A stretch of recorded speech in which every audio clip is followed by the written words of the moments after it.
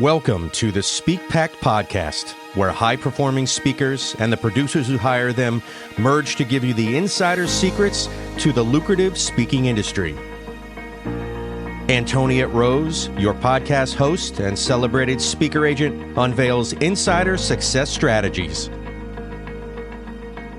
Discover a nexus of thought leaders and bookers, maximizing your potential in each and every episode. Your ticket to ultimate speaking success begins right here. Catch the transformative insights waiting for you on the SPEAKPact podcast, hosted by the industry powerhouse herself, Antoniette Rose. Welcome back to SPEAKPact. I am thrilled that you are here and you are in the right place at the right time.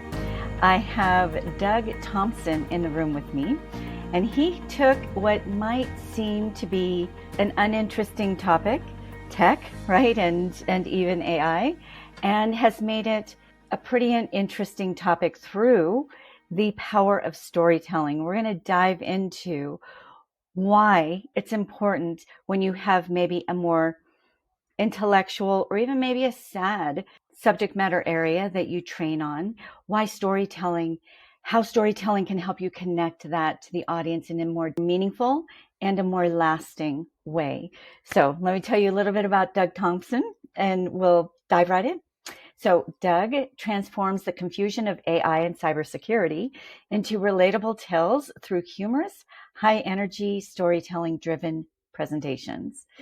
With over 20 years on stage and more than 100 talks, including TEDx, he tailors every session with interactive elements and real-world analogies, blending sharp wit and with Iron Man honed grit. He sparks laughter and actionable learning and is on a mission to end tech-splaining for good. So love it.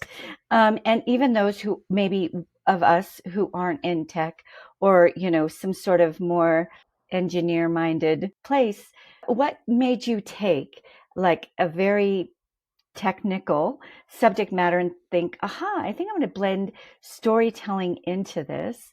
Were you a natural storyteller, or was it something you just figured out you needed to do?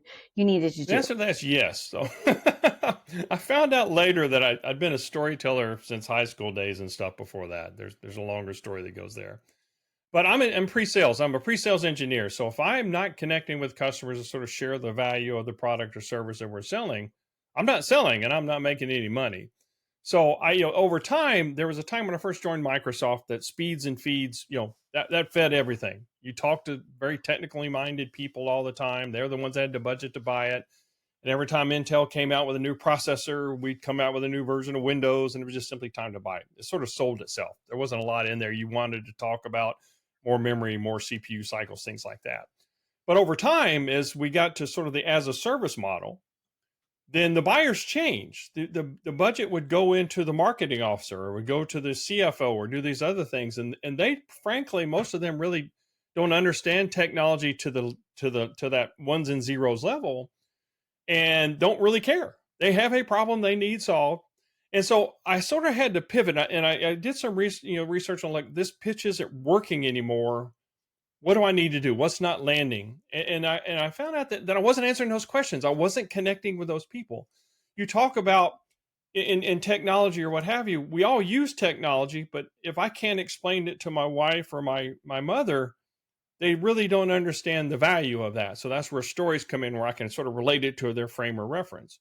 But to your point, this became, it was really a trial and error thing. And as I found that as I would speak their language, and I talk about this in sort of my 8 steps in my book I'm writing, but if I would speak their language and talk about how we solve their problems, or forget about how we do it, right? That is simply we can, and then paint that future. It's always a story. When we were a kid, I read to my granddaughter, I read Harry Potter, I read these other things, and she's really wrapped up in the story. And I said, that's how you connect with people. And really sales and everything else we're trying is all about, and speaking is all about connection. Mm-hmm. I love that. And it's not that you're dumbing it down, right? Even if you're in a really academic or high intellect group of people, your concepts are new to that audience, and they need to make the connections, and you cannot predict which connections they don't have. So I always tell my speakers, speak at a third grade or maximum fifth grade level, and it almost feels insulting, right? But really it's Mhm. generous because you're helping people kind of in a very short span of time catch up to your decades, right, of putting together the knowledge and the solutions that you bring to the table. And I feel like storytelling is a universal language, right? We can all engage ourselves in a journey.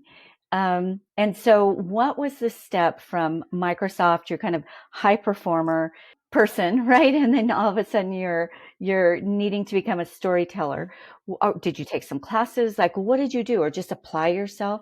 What are some ways? Because I don't necessarily find myself to be funny, or a storyteller. I'm very detailed. I mean, I'm fun, hopefully. But, more serious, kind of into the details, those kinds of things. And it's a little bit of work Mhm. for me to kind of pull myself out of that. How did you create that bridge for Yeah, yourself? I loved ever since as a kid. I loved stories, and again, doing some reflection, I think, well, what makes me when I would listen to people try to explain things.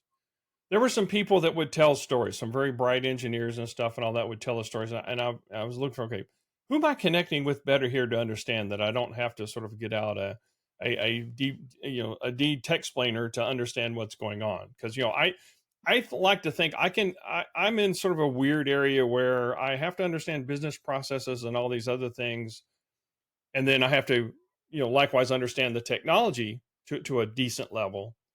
And it's funny. So I have to explain technology to business owners. I have to explain business processes to technology and engineers. People, but here's why this won't work.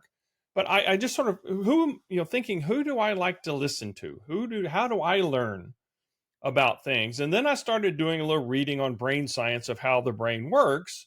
And I use this later for my TEDx that I did. Is that Lisa Cron wrote a book, Wired for Story, and in there, she talks about how our brain is just naturally wired to be attracted to stories and learn from stories and actually tell stories. We've lost that capability with the advent of the smartphone and all these other things. Technology is we've lost that capability. But how do I get back and connect in understanding the science? It's almost like you're cheating, but you understand how the brain works. I'm just simply leveraging that and using stories to tell those stories. Love it. Okay, so there is a science behind the madness, right? There's a science behind it. I love that. So you took that knowledge, and I don't know, did you just start reading books on how to storytell, or you just kind of stepped right into learning by practice? Yes. So I learn by practice. I read a lot, and watch. I love watching. Comedians are the best storytellers. If you watch some of them, their timing is perfect. Their way they do it. Forget about funny or not. I'm watching this visual in this story. I'm playing that movie that they're telling me in my head, and that's what really connects with people. So I say, okay, I need to sort of work on these skills. And again, I think some of us are more gifted in this area. It's not that we're natural born storytellers better, but we're sort of lean towards it, right? That's sort of an area of our expertise. And since I was that way, I simply, okay, this sort of, and I would go out and start practicing it. And when I started getting big numbers in sales and exceeding quota and these other things, I knew it was working. And I would have people come in and say, how are you doing this? And they asked me to go out when we would go speak out in the community or go out to meet with customers and these other things. They asked me to go. People recognize that I was connecting with people in ways that they couldn't go do that. So, I'm always curious. How do I can do things better? But there's no one way to do it. And that's the unique thing about it is, you have to find your own path to play to your strengths. You've naturally given some strengths. And how do you do that? Like some people are a little bit more humorous than others. I appreciate humor. I look to humor. Some people are not. And if you're not, you can use little bits of humor in your style, right? It's not going to be sort of like my style, which is a bit all over the place. It's unexpected when it comes up, or it's just pretty. It's not risque, but it's just sort of to the point, like that. So, but you find your style through trial and error, and then work on that. Again, you have to be the best you that you can be. You can't be me. I can't be you. I can't be Steven Spielberg. I could not do a movie like he does. But in my zone of excellence, I can keep working on that and getting better, and it's through practice. You hit on a few really important points I want to highlight. Um, Number one, every time you speak, and certainly every time you tell a story, you're collecting data. And that's so vital. You can't just read a book or even just take a class, even with the practices, practicing that's in there. It's not until you really kind of do the real world work where you're really getting to know what your superpowers are, right? Where you do kind of naturally get the timing or have that certain kind of style. You're collecting that data. And then you're also collecting data on the audiences, the different types of audiences, who responds to what, right? And where actually you should put kind of those lighter notes, because speaking is you're taking somebody through a journey with you, right? You're taking them on the ups and downs, and you can't have too many downs, but you got to bring them up, and that's generally through storytelling and even improv, right? Even a little bit of lightness. Yeah. Doesn't mean you're making jokes. But have you ever, so we've all experienced this. You've heard the same joke told by maybe two different people. Mm-hmm. And with the one person that lands, you're just bellyache laughing, Mm-hmm. right? And the other person, you're just like, and it doesn't mean that you've heard it before. It just means their delivery style didn't really land with that. Maybe they hadn't practiced Mm-hmm. or really gotten to know their unique storytelling timing. So, talk a little bit about that. Like, would you recommend somebody takes something like an improv class or something along those lines? Yeah. In improv, people sometimes think of improv class as simply to be funny. And that can be an aspect of it. In the improv classes I've taken, there's times where you're serious. And really, it's about sort of taking what your communication partner is and building upon it. The fundamental of things, yes, and. And when you're doing this, it taught me, this is probably the most useful skill that it is, taught me to listen. Taught me to listen better. Mm. What are they really saying? Where are they going? And taking, you're able to put what you want to say out, because sometimes I'll say something, and I expect, them to say something. This is what I would say, and they don't. And if I'm expecting what I would say back, then I'm confused, and it just falls apart. We can't play. So it teaches me to sort of give you, like, for example, I'm going to give you something, then listen to what you and how you use it and come back so that I can pick up from there. And we build a better story that way to go do that. So the improv teaches you to listen and adapt to like you're saying, to adapt to your audience. Because now, I've told the same joke to the sort of the same group of people, similar backgrounds, and it worked one day, it doesn't work the next. I mean, sometimes it just doesn't land. And actually, I've used some of those things there where it doesn't land to pivot and find something that does. Again, the audience gave me something they didn't think it was funny. Okay, well, how do I pivot from that and go do something else? So again, the improv thing, if you learn nothing else, it's about how to listen, how to communicate with other people more effectively. I love that. And it is about connection, communication, and timing is everything, right? And I think that one thing that improv gets right too is when you bring your tone down or you lean in or you get excited, right? You're really kind of helping them through the journey, kind of the mood of those solutions that you're bringing to the table through that talk. Yeah, your whole body tells the story, right? And I think that's why when you use the example earlier, somebody tells it and it's a belly buster, and the other one it falls flat, is their body wasn't into it. You could tell that that really wasn't them telling the story. They were trying to take it from somebody else or trying to do something as Mm. unnatural. And that's the biggest thing, because your body will tell you that even if you think it's not, right? Because you've looked at people where they're not interested, and you've done podcasts with video. Video changed the podcast a lot, is because you can actually sort of see facial body reaction, stuff like that, where your brain can interpret, okay, he's not really into that, right? So he's, this is, so I'm going to sort of turn that spidey sense up. We're great about our body seeing things that we don't see, recognizing it, but not necessarily telling us about it. It says that's that feeling like something's not right. Right. That's the thing. And but if you're connecting with people, again, on their level, talking their language and stuff, they're more open to, okay, yeah, he understands me. I got it. I'm going to connect with this story because it's words that I use. It's my life every day when I come in. Yeah, I got that, rather than trying to paint some picture of something else.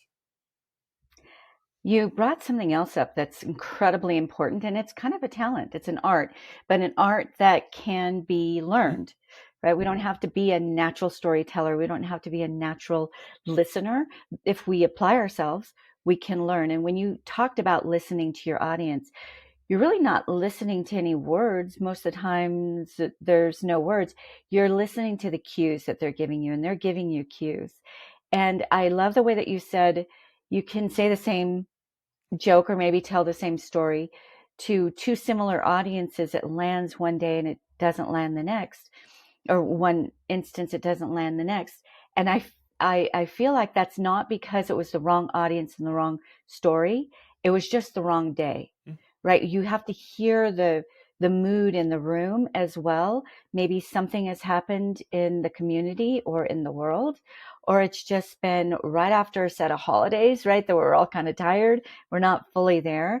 Sometimes it's really just picking up on the mood in the room and going with that, bringing them onto the journey so that they can get the most out of what you're bringing that day. What do you say about that? No, I think you're exactly right. And I try to minimize those misses by getting out in the audience and meeting them ahead before I ever get on stage.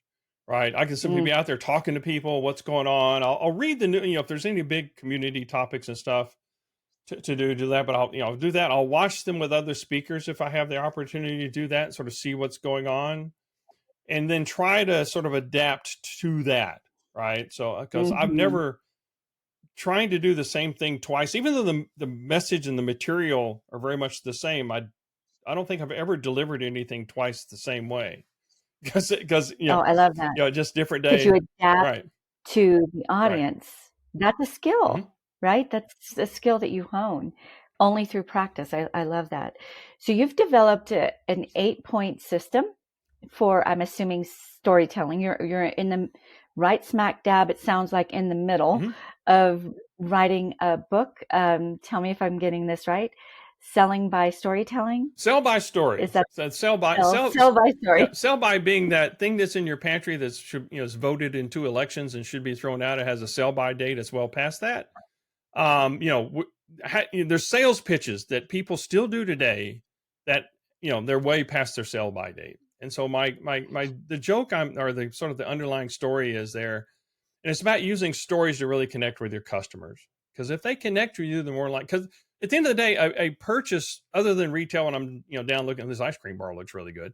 You're buying from people, right? It's not a mood purchase when you're talking hundreds of thousands or millions of dollars to go do things. It is a connection with people, and they're still buying from me and the company that I'm selling. So I use stories again to connect. That's the most powerful tool that I have, that I can go connect with them. And again, it's about painting the future for them. You always have to give them sort of this future state. And if you watch movies or something, they'll give you these foreshadowing things that happen, but you can't see it until you look back at the movie and you passed it, right? So I'm trying to do a little foreshadowing of things that's possible. But the 8 steps is part of the broader piece of that. So I have what I call a storycraft framework. And it's these 8 steps. And then there's actually a free giveaway I'll give you. I outline the 8 steps. I'll give you a PDF that sort of outlines that later. And matching it with these 4 pillars of connectivity and resonance and connection, these things that go on. And through the 8 steps are starting the story, where your audience lives. Again, this is why I mentioned it before, using the words that they use. If I'm talking to healthcare, I'm talking healthcare things. I'm not talking about oil and gas. Even though the problems that are exactly the same, the words that they use and the framework that they have are not. And they're not want to, so they don't necessarily want to come along with the purpose of starting where my audience lives is I want them to come on a journey with me. If they think I'm one of them, we're starting the journey together rather than having this huge chasm that they have to jump across. Love it. Then we're going to identify the hero, because you have to have a hero in a story. You've watched enough movies to do that, to see that, the hero's journey. And this is the 8 steps are sort of a play on the hero's journey, if you will. And you mentioned it earlier about the ups and downs when you're telling a story. And I always try to make my audience in this case, if I'm selling something, the buyer, the hero in this story, right? So they're seeing themselves in that role as I'm painting this picture for them. And sometimes I'm telling a story of another customer that's been on that same journey, has a similar title, has similar problems, has these other things. So again, I'm trying to help them, make them the connection to what went through. And then we have to sort of have this point here where you've got to have that turning point where I have to make a change. In technology, too many people are happy the way we've always done it, and they won't make that thing. There is a cost to not changing. And I will start that there. I usually sort of drop, here's the cost if you don't change. I won't say it that way, but that's the point that I make. And that's sort of the inflection point. And then I take them on a journey. There's ups and downs, like you said, because nobody can go either real high all the time or real low all the time without being exhausted. And you have to stand a bigger chance of losing. We made a joke about Private Ryan on there.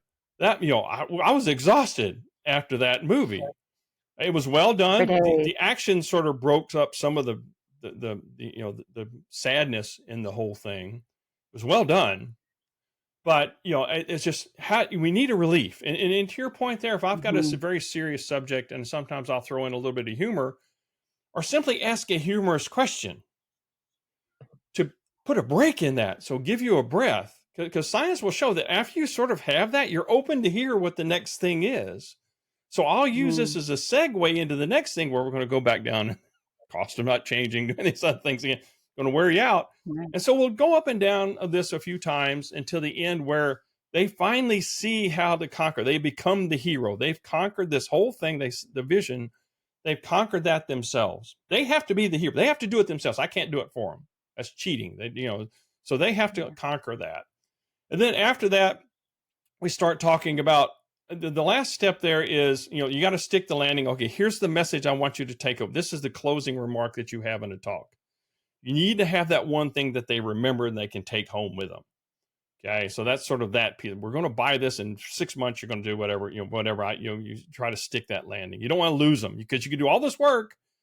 And then if you don't have, hey, we're going to do a POC and we're going to do very prescriptive on how to get them to the end of the line, you'll lose them. Let me get back with you in a month. Well, okay, you've lost them. The story's not, they'll go on to another story. The last thing is, I call it your secret sauce. And this is where we get back to what we talked about earlier. The things that are uniquely you, right? And it may be humor. It may be you love to play golf and they love to play golf, and you make a connection that way. But it's something there that you can add your flavor to that story, right? You're making that connection with them in there that is uniquely you. I'll use an actual example. When I first started at Microsoft, or actually before I did, there was a whole bunch of trainers and speakers that got pulled into this training for launch of Windows Me, which wasn't a big hit. That's how long ago it was. And they were doing this roadshow to all their system builders. At the time, the system builders were the mom and pop computer shops on every corner that you saw. There were tens of thousands of them in the US, and they were rabid fans. Right. So they wanted to see people that would be a little bit of Microsoft. So we went through this training, and there was a guy in there, had a tweed sport coat on with the elbow patches and a tie, and very measured in his delivery. I call him the professor. And I appreciate that style. And I started trying to emulate that style. Again, not being me. And I was failing miserably the whole time. I got to the night before our big sort of, here's our final presentation to see who gets to do what. I told my wife, I said, I don't belong here. I am failing miserably all week. I just, it's not me. I don't know what it is. She said, well, what have you been doing? Well, she says, that's not you. And as you probably can tell by now, that's not me at all. I'm not that reserved, and I can't be the professor. And so I went back that next morning. I was me. I mean, there was stuff flying off the table. There was energy going around on that one. I got a call back from the guy that was leading that. And he said, I waited for that guy to show up all week. And then I realized I was trying to be somebody else. So that's why I said, use your secret sauce. Don't try to repeat my steps or anything on there. I'm giving you ideas how to find your own. And that's the big step, because that's really what makes a great storyteller from a good one, is they can use their secret sauce. Perfect illustration. So is there somebody who you've come across who was kind of hapless, right, in that you were able to give them some guidance and see that transformation even in somebody else? You saw it in yourself. how did you guide someone else maybe through that scene? I used to mentor a lot of people. I still enjoy that. And when I was back at Microsoft, we'd get a lot, especially college students and stuff that would come up. And, I would mentor them and I'd watch them as they progressed. And then I'd watch them do things with the things that I taught them that I couldn't do. Because again, they were using their secret sauce. So over Mm-hmm. a period of time, just coaching them, trying to get that, hey, what would you, don't do what I would do. Because they would ask me what I would do. I said, don't, look, no, what would you do? Think about it. Think what's going to connect with you. Think of yourself 10 years ago. What would connect with yourself 10 years ago? And they would do that and they would pick up. So I've had that a few times. And after my TED talk, which for me, I thought it was horrible. We're our own worst enemy when it comes to We judging how are. we did. And I couldn't watch it for the first year after it was done because it wasn't what I played in my head. I had this Oh other movie my in my goodness. head. I said, okay, this is some college student did this TED. I don't know what's going on. But a young man came up afterwards and he had like 5 pages of notes from what I had and was asking me clarifying connections. And as a speaker, if I can connect with a one person like that, I know that I've impacted his life and make it transformational, some point in his life. That's what I look for. Was there some like measurable results that you I, noticed? I not with him. I unfortunately I didn't stay in touch with him, but with these others, they became very successful in their career. And I've done things with master's students at University of Texas here in the master's program, working with them to do that. I've had several of them come back later, after they've been in career for a couple says, the things you told us about, and this kind of is managing your career. I do a talk on that. That saved me a lot of time, and that made a big change in the way I did things and be able to sell myself, be able to tell my story, which most of them couldn't do. They'd give me their resume, and I said, "Well, fine, I can hire anybody from here, but why should I hire you?" And they couldn't tell me the Right. story, so I taught them how to tell the story, and that made a big change in their career. That really separates in my view, this is what separates real leaders from forced leaders, right? So you came to the place where there are foundational principles in any given industry, but then you put you into it and you breathe new life, right? And you get to charter new territory with the way that you do that. And this is such an important principle, not just in speaking and storytelling, but in life and in business.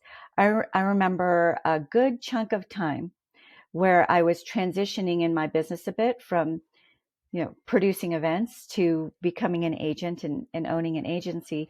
There was that messy middle, right? Where I'm hiring all kinds of mentors and I'm taking courses and I'm going to workshops. I'm just trying to figure out how to bridge from where I was to where I envision myself to be.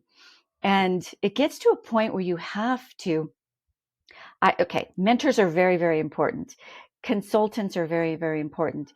But the ones who lead well are the ones who give you the basic Mm-hmm. foundations, but allow you to breathe the life into it versus do it this way. This is the way that works. It worked for me. This is the way it works. This is my pattern. This is my 4-point formula, Right. whatever. And I found myself for a good number of like a span of 3 years, right? Dancing to this, okay, this is what's going to work. Dancing to this person's song and then dancing to that person's song. I mean, I could have bought a house with the amount of money I spent on Mm-hmm. consultants and mentors. And it wasn't, Doug, it really wasn't until there was value in each one of Mm-hmm. them, very great value. But it wasn't until I set it all aside, turned it all off, and centered myself. Mm-hmm. Okay, wait a minute. This isn't me, Mm-hmm. right? What is me? What do I want to bring to the table, to the world, to my industry? And how do I want to bring it? And I'm telling you, within 3 months, those 3 years that I just been trying to crack that nut, Mm-hmm. right? My career just soared. And it was a blend of, yeah, have that foundational knowledge, but don't lose yourself, that secret sauce, as you called it, in the interim. So that is not something that's natural. Mm-hmm. You've got to learn that. How did you finally put those puzzle pieces together. Much like you, I had to there, if we don't know the answer, most of us will seek out expert guidance on how to do that, right? How did somebody else do these things? And what I've learned, and I went through the same, that was me and the professor, that was me and these other things, how do I put this thing together? Well, that's not working for me. Um, and you have to get to that point where, okay, I have enough information now. And again, doing the hard work, looking inside yourself, how do I make this me, right? How do I take what I've got, throw away the things that don't work, put a different spin on the things that do work if I need to accomplish what I want to do and what do I want to be, what do I want to connect with. I've had management roles in the past, and frankly, the fact that I had to manage up to my managers and be an individual contributor as well as try to help other people was very frustrating. And I looked at my managers. Most of them, made less money than I did and had a lot less fun and worked a lot harder than I did being out at the end. So I said, okay, look, I need to be out here. I need to be talking to customers, selling things, because that's my zone of excellence. And I can coach and I can mentor other people. I can, fine. I'm not a P&L person. So, so I learned, I may have to hire somebody to do that for me when on my own, but I know where that is, and I keep working there. And it's, it's like, know your strengths, right? And understand your weaknesses. That's your blind spots and stuff that you be aware of. But really, we're given these unique strengths that God's given us, and they're all different. How do we make that best out of that? How do you do that? And that's only work that you can do. You can get guidance from experts. Fine, take what works, fine, and what doesn't, get rid of it. But you can't be them. I can't be Tony Robbins. He's a few inches Mm-hmm. taller than I am. But I am. But there's things that he And we does don't we that I don't can need use. two Tony Right. Robbins. We need the Doug Right. Thompsons. We need the Antoinette Roses, right? We need the Tony Robbins, Yeah. but we there's something missing if you don't step forward with Exactly. who Doug Thompson is. And that's there was a time there's a person I've connected with on LinkedIn many years ago. And she's done a lot of great things for that. She saw one of my videos. I used to do these things on Monday morning. I'd go out and talk to this big oak tree, but we're telling stories. And she came across a video one day. Leslie Osborne's her name. You can look her up on LinkedIn.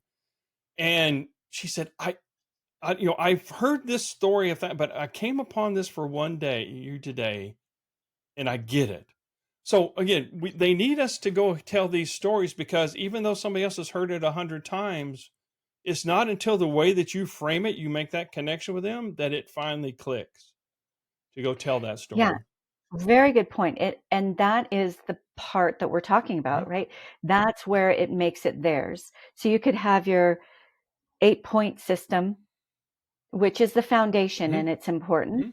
but somehow it has to become ingested and become theirs. So when they put it out back into the world, there's that freshness that only there's just people she's going to attract, and people are going to resonate with her delivery style. And that's what we want, Mm-hmm. right? Impact more people. So I love that you said that. It's these days, I will hire a consultant for the service, Mm-hmm. or I'll hire somebody, right, for the service, and welcome the consultation that goes along with it. Like I want something tangible that's happening over and above them pointing the way and telling me what to go do. Right. And I run into this with speakers time after time. And really, as a world, we're kind of conditioned to just give me the steps, I'll do the steps, right? Versus here's the foundation, now make it your own. Mm-hmm. And I struggle with speakers who come to me and they just want me to make their business happen. I have the foundations. We're going to link arms with you. We're going to make this happen. But you've got to be part of that equation, Yeah. because those relationships we're building aren't going to be mine. Mm-hmm. If you're going to have a lasting career, they need to be yours. Right. Right. And so it just is that we all are given those just kind of God-given unique qualities that the other person doesn't have. It's kind of like a fingerprint. Mm-hmm. So let's put our fingerprint on the stories that help people really grasp the solutions that they're laying awake praying Mm-hmm. for at night. So love. Tell us about how we can get a hold of your book when it's finally released, and how we can find you. Sure. So keep follow. I'll sort of keep everybody on LinkedIn posting. LinkedIn's the place I'm most active. That I'm on Instagram too, and sadly I got a TikTok account which I haven't quite figured out yet, but I'll figure that out one of these days. But yeah, and I've got my podcast. You were a guest on my podcast. Yeah. And we had a lot of fun on that one, and it's storytellers and things like that. But the book Sell by Story, look, it's going to be published through all the major things, Amazon, Barnes and Noble, things like that. But I'll keep you. I'm aiming for like first of the year, so it's a great New Year's present for everybody else. Fabulous. But again, as you've said, it's a tool set for you to use and build your own story out of. I'm simply sharing these things that overall work. There's a certain science to storytelling which falls into the background. How you leverage that is up to you, right? Mm-hmm. How much of this flavor, this particular step you use more than this one, that's all up to you. And that's really what it's all about, is to go ahead and do that. And I appreciate all this. TheDougThompsonTX.com is my website. I'm in the process of sort of revamping that a little bit. You'll learn a little bit about barbecue on there right now. And this whole thing, I blame Doug because I've got this mad side that comes up, and I get blamed things for like egg surcharge at Waffle House and stuff, but that's a longer story. Now, I have TheDougThompson.com, but it's TheDougThompsonTX. That one will get you there too. Okay. Yeah, that one will get you there. Either one. All right, and Thompson is just THOMPSON. Correct. How can everyone find your fabulous podcast? On all the major platforms, it's very hard to find. It's the Doug Thompson Podcast. The Doug Thompson Podcast. I wanted to. I use that as a joke. I could say, well, that's aspirational because it takes a lot to be the Doug Thompson. There's a lot of anybody can be a Doug Thompson. There was somebody got arrested for murder in my neighborhood when I was a teenager, and all my friends wouldn't hang around me that next summer because they thought it was me. Oh my goodness! so that's the risk of being a Doug Thompson in that case. Well, who is your podcast for? What's the focus? So it's speakers, storytellers, event planners. I'm trying to build a community, right? Because getting a speaking gig is hard, and as an event planner, if you said, there's a lot of risk involved in that. So how do you get to know your speakers before you really book them and things like that? So that's sort of the way that I'm trying to build a community of people like that just, again, and storytellers, people that love to tell stories. Because again, you can learn some interesting facts from somebody's way that they tell a story, and you may find hey, this little bit here works, and this is the piece I've been looking for. So that's what I hope to build. Yes. Okay. Love it. All right. My signature question, and tell us if I know I'm not connecting with my audiences, I'm not adapting to my audiences quite as much as I'd like to. You gave us some amazing clues. Shake hands beforehand. I think that's so incredibly important. And the speakers who do that before and after go further, farther, faster, right? Other opportunities come up in those situations, but the biggest thing that happens is you're collecting real-time data that you can hire any marketer. This is just invaluable. So shake those hands. But what are some other ways that we can become a better storyteller with the goal of really adapting to, hearing, and understanding and connecting with our audiences? I call it learning to think in story. And what I mean by that is stories are all around us if you're just open to look for them. So go out today, just through your day, and look at the things that you would normally pass by.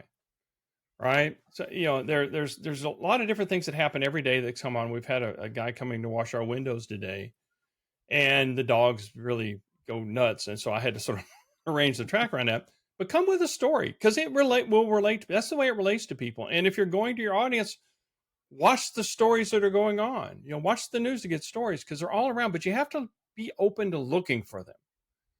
That's the biggest thing. Look for they're all around us. I find, like I talked about that Monday mindset thing where I'd go talk under a tree.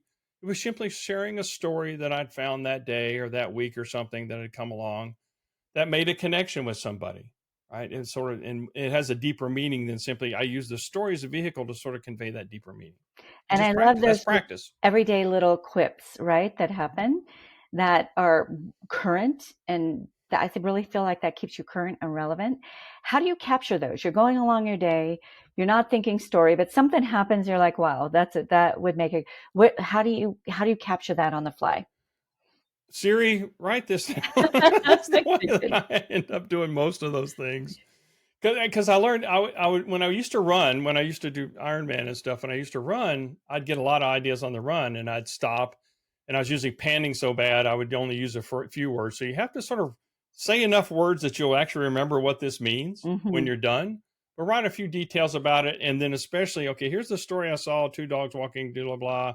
It ties to this sort of deeper meaning of an event that happened or something like that.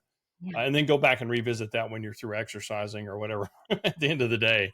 Just sort of come back and think about that. Yeah, I love that. And there's really no reason these days not to, even if you have to jot, if you're somebody who Mhm. likes the tactical, Yeah. writing it down. Siri's talking to me right now. 'Cause you said Woke her it's up. But I think it was Cesar Castro, who was a guest last year. He calls it a story bank. And Mhm. there's all different ways that you can deposit those stories throughout the day into your bank. There's Trello, there's Siri, who I guess it just puts it in a folder.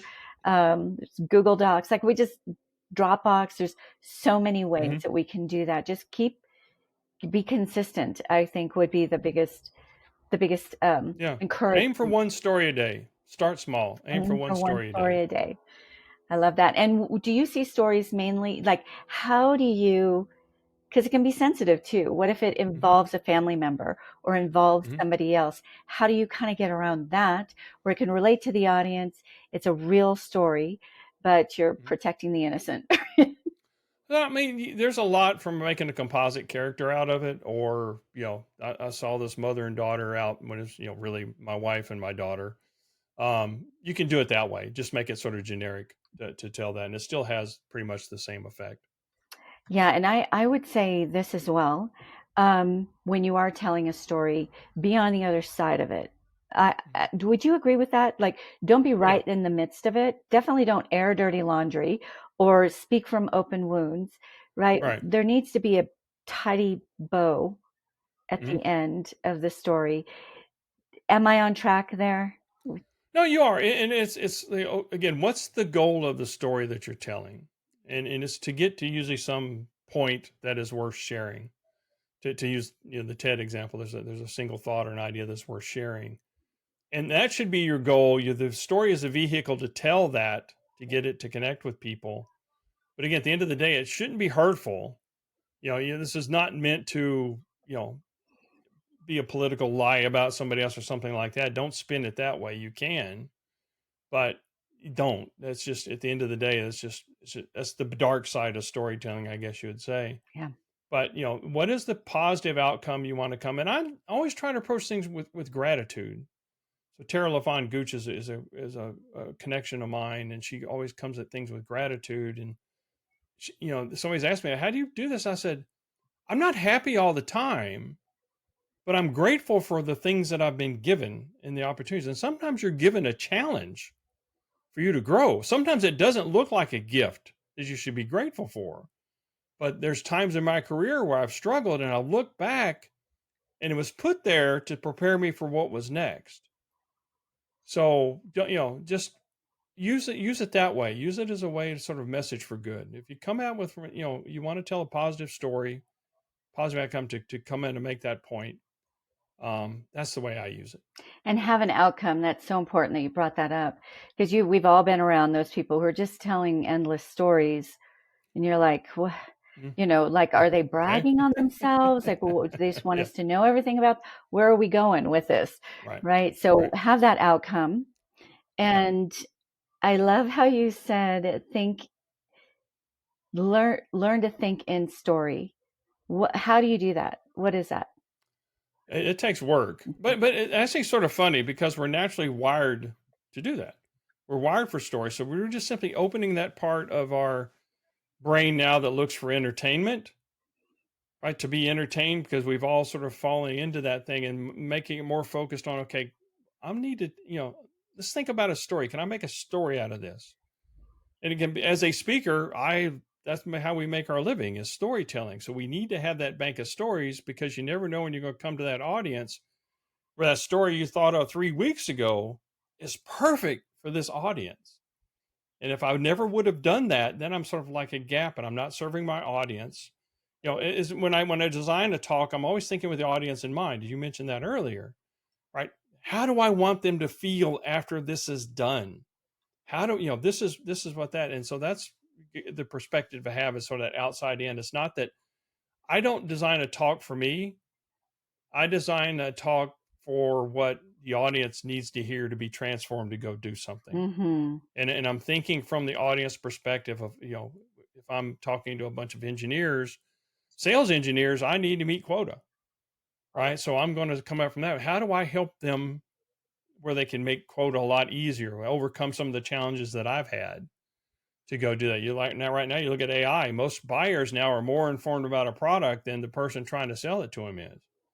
So again, speeds and feeds don't mean anything. Text explaining won't help me here. How do I connect with them? I'm solving this problem. Oh, so good. And again, that's where I'm on that other side. I've got this problem, and look around how other people have solved it. That's usually a good clue. But again, like we talked about earlier with consultants, that may not be what's best for them. So if I understand them a little bit more about them as an individual, I do a little LinkedIn stalking to find out what they like. And, do they like golf? Do they like these other things? And then I can use that as leverage to sort of, again, start the story where they are. And that's the most powerful. Those make the biggest connections. So what I'm hearing from you is when you're thinking in story, you're basically recognizing the bridges. You're recognizing where you are and how you can bridge them to connect. And it's about them, it's not about you. I think that's the biggest takeaway that I'm getting out of what you're sharing. Yeah, it's about going to them, not having them come to you. Ooh, I like that. Yeah, very good. Okay, fabulous time. Thank you, Doug. It's always such a rich time when we're together. So thank you for sharing with the SpeakPact audience today. Thank you very much. Ciao, ciao for now.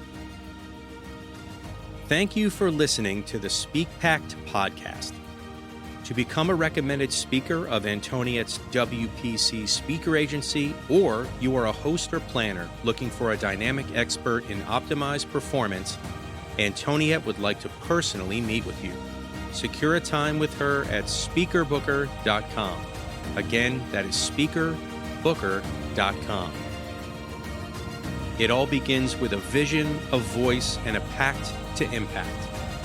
Join the SpeakPact movement by joining our new private Facebook group at the link in our show notes.